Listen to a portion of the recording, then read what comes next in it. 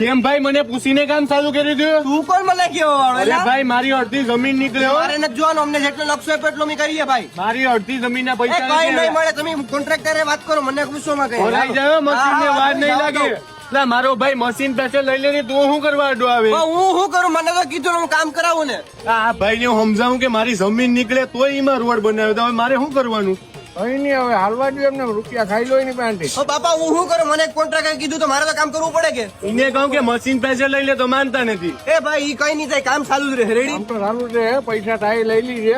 અરે તો ઈ કેમ કામ કરે ઈ પણ હું જોઈ એ લઉં ભાઈ ને. ઈ તો થાય હો. આ તારે કામ બંધ કરવાનું છે કે તું સગાડો ને વરતતો નથી હોતી? કોઈ ડોન કીધું એને? એ ભાઈ સગો હોય તારા ઘરનો હો, અહીંયા કામ ચાલુ જ રહે. હાલો હાલો તમે કામ કરો.